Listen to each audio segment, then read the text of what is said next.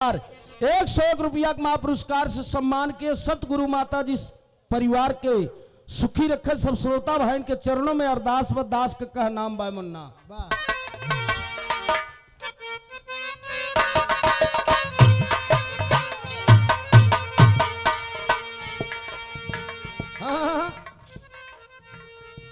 क ख ग घ अंग माने कुछ नहीं च छ ज झ आई करवट आई भगत अपने माई के चरण में अरदास करता माई हमारे पास कुछ बा नहीं, हम खाली हाथ केवल तोहरे चरण के आशीर्वाद ले आई। काहे जो काम दवा से नहीं होता है काम दुआ से होता है। कामिल मुर्शिद मिल जाते हैं बात होता है। हमारे गाना में चटनी अचार अच्छे कुछ कम मिले तो हो पचे, लेकिन फरियाव सब नहीं जानते हैं। फरियाव कैसे? फरियाव को मतलब केराऊ बहुत है। अच्छा, औरत देख ले वहाँ अनाज पछोरे लागत है सूपे में लइके दो दाई फट फट मारत है, दाई मारा से खट ककरा अलग हो जाता दाना। हाँ तो उ फरियाव होता थोड़ा रच के ये बात आए। बिरहा का मतलब होता दर्द। और भगत गुरु के चरणों में माँ के चरणों में अरदास करता। दूसरी लाइन में का मन्ना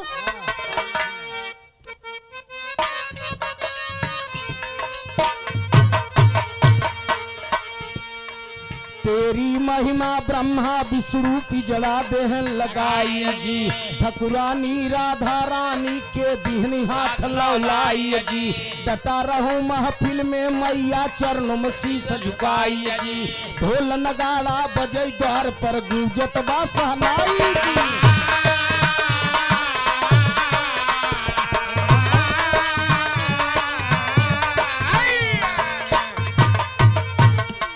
ताने गदा अंजनी लाला ताने गदा अंजनी लाला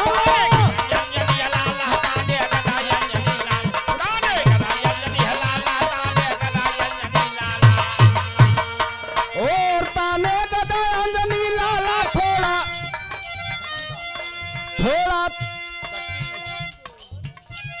भगत कहा था माँ हम तो तोहरे सहारे आई है, लेकिन आपका भाव का बहा है। ताने गजा अंजनी लाला थोड़ा दर्शन कही भक्त काली बिडावली।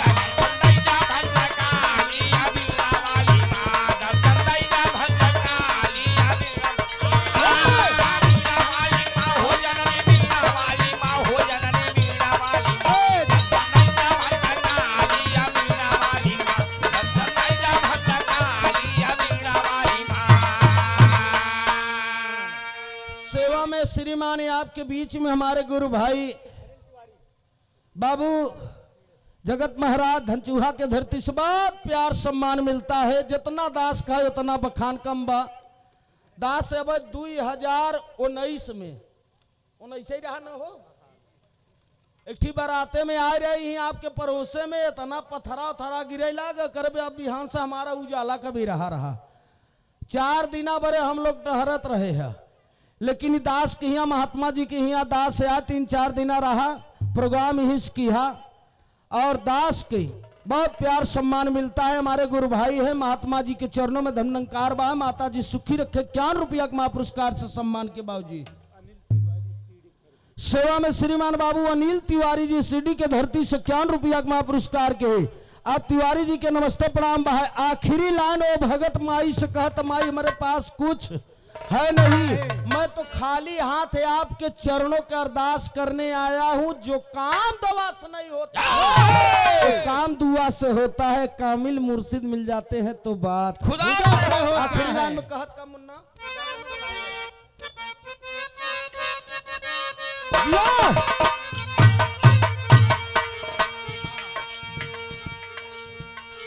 ट ठ ड ढ अड़ त थ द ध न आ त थ द ध आई कहा धनुधारी के तुहई छैया केवल अर्ज लगाई जी।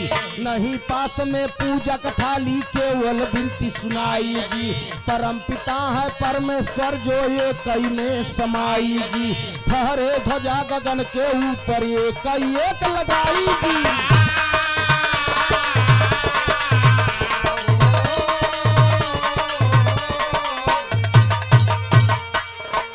बम्मा देवी तो है बोलाई, बम्मा देवी तो है बोलाई।